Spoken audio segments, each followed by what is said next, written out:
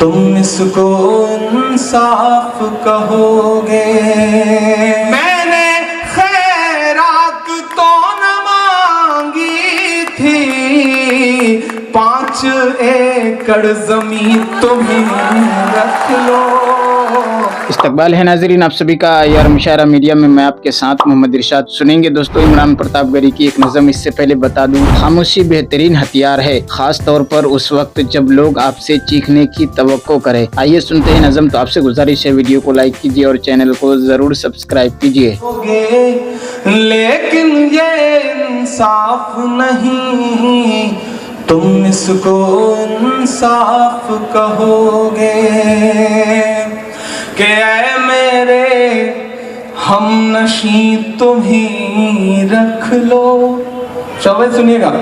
اے میرے ہم نشیں تمہیں رکھ لو، اے میرے ہم نشیں تمہیں رکھ لو، اے میرے ہم نشیں تمہیں رکھ لو، میرا ٹوٹا یقین تمہیں رکھ لو، میرا ٹوٹا یقین تمہیں رکھ لو، اے میرے ہم نشیں تمہیں رکھ لو، اے میرے ہم نشیں تمہیں رکھ لو، میرا ٹوٹا یقین تمہیں رکھ لو۔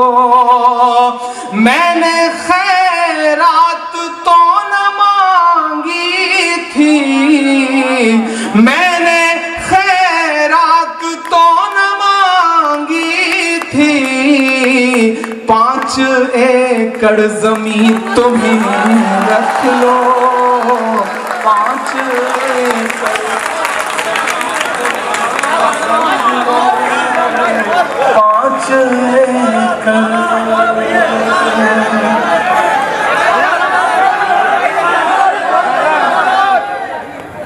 اے میرے ہم نشیں تمہیں رکھ لو، اے میرے ہم نشیں تمہیں رکھ لو، میرا ٹوٹا یقین تمہیں رکھ لو، اے میرے ہم نشیں تمہیں رکھ لو، اے میرے ہم نشیں تمہیں رکھ لو، میرا ٹوٹا یقین تمہیں رکھ لو۔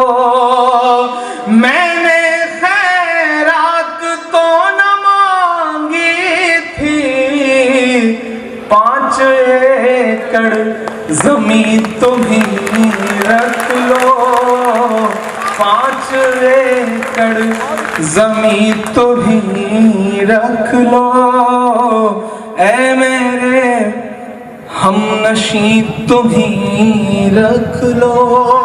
آئیے دوستو نظم سننے کے بعد ایک بہترین کتاب سے کچھ بہترین باتیں سنتے ہیں۔ قطب و ابدال وغیرہ۔ رہا لفظ قطب تو وہ بھی صوفیہ کے کلام میں ملتا ہے، کہتے ہیں فلاں قطب ہے، مگر اس میں بھی کسی خاص تعداد کی قید نہیں۔ ہر وہ شخص جس پر دین کا یا دنیا کا معاملہ ظاہر میں یا باطن میں موقوف ہو، اس معاملہ کا قطب ہے۔ عام اس سے کہ وہ معاملہ اس کے اپنے گھر کا ہو یا گاؤں کا، شہر کا، یا اس کے دین کا یا دنیا کا، ظاہر میں ہو یا باطن میں، ظاہر ہے اس بارے میں بھی 7 یا کم زیادہ کی کوئی قید نہیں، کیونکہ ممکن ہے کسی زمانہ میں 2 یا 3 شخص خدا کے نزدیک مساوی درجہ کے ہوں، اور یہ ضروری نہیں کہ ہر معاملہ میں صرف 1 ہی یا 4 ہی شخص ایسے پائے جائیں جو دنیا بھر سے افضل ہوں، لیکن قطبوں میں وہی شخص محمود ہے جو صلاح دین کا قطب ہو، نہ کہ صرف دنیا کا۔ صوفیہ کے عرف میں قطب کے یہی معنی ہے۔ اسی طرح لفظ بدل و ابدال بھی بہت صوفیہ کے کلام میں آیا ہے۔ رہی حدیث مرفوع عربی، اغلب یہ ہے کہ کلام نبوی صلی اللہ علیہ وسلم سے نہیں، کیونکہ حجاز و یمن میں ایمان اس وقت سے تھا جب شام و عراق فتح بھی نہیں ہوئے تھے، اور سراسر بلا و کفر و شرک تھے۔ پھر حضرت علی رضی اللہ عنہ کے عہد میں اس نبوی مشن گوئی نے واقع ہو کر اس قسم کی تمام باتوں کا فیصلہ کر دیا کہ مسلمانوں کے سب سے اچھے گروہ پر ایک مارک جماعت خروج کرے گی جسے وہ قتل کرے گا، جو طرفین میں زیادہ حق پر ہوگا۔ اہل شام نے امیر المؤمنین حضرت علی رضی اللہ عنہ سے جنگ کی۔ امیر المؤمنین اور آپ کے ساتھی اولا بالحق تھے اور اس طرح اہل شام سے افضل تھے۔ پھر اس جنگ میں شرکت کرنے والے صحابہ میں حضرت علی کے ساتھی صحابہ رضی اللہ عنہم اجمعین مثل عمار و سہل بن حنیف وغیرہ، معاویہ رضی اللہ عنہ کی طرف کے صحابہ مثل عمر بن العاص رضی اللہ عنہ سے افضل تھے، اگرچہ سعد بن ابی وقاص رضی اللہ عنہ وغیرہ جنہوں نے جنگ سے پرہیز کیا طرفین کے صحابہ سے افضل تھے، بنا بری کیونکہ تسلیم کیا جا سکتا ہے کہ ابدال جو افضل خلق ہیں سب کے سب شام میں ہوں اور کہیں نہ پائے جائیں، یہ قطعاً باطل ہے۔ بلا شبہ شام اور اہل شام کے لیے بھی فضائل آئے ہیں جو اپنی جگہ پر ثابت ہیں، مگر خدا نے ہر چیز کے لیے ایک حد اور درجہ مقرر کر دیا ہے جس سے تجاوز کرنا خلاف دانش ہے۔ گفتگو ہمیشہ علم اور انصاف کے ساتھ ہونی چاہیے،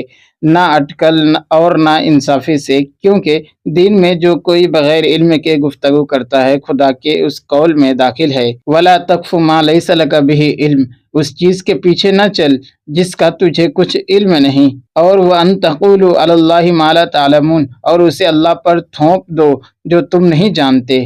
اور جو عدل و انصاف چھوڑ کر گفتگو کرتا ہے خدا کے اس قول سے باہر ہے کہ یا ایھا الذین آمنوا کونوا قوامین بالقسط شہداء للہ، ایمان والو عدل کو خوب قائم کرنے والے اور اللہ کے گواہ بنو، اور وَإِذَا قُلْتُمْ فَعْدِلُوا، جب کہو تو انصاف کرو، اور لقد ارسلنا رسلنا بالبینات وانزلنا معهم الکتاب والمیزان لیقوم الناس بالقسط، ہم نے اپنے رسول نشانیوں کے ساتھ بھیجے اور ان کے ساتھ کتاب اور میزان نازل کی تاکہ لوگ انصاف سے رہیں۔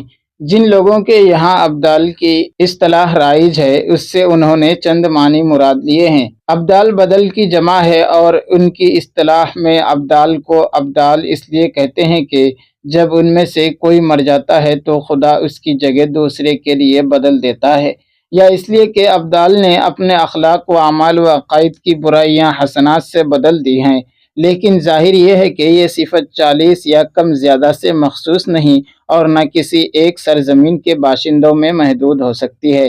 اسی قسم کے معنی نجبہ کی اصطلاح میں بھی مراد لیے جاتے ہیں۔ دوستو، ویڈیو کے اخیر میں آپ سے گزارش ہے، اگر ویڈیو پسند آئی ہو تو ویڈیو کو لائک کیجیے اور چینل کو ضرور سبسکرائب کیجیے۔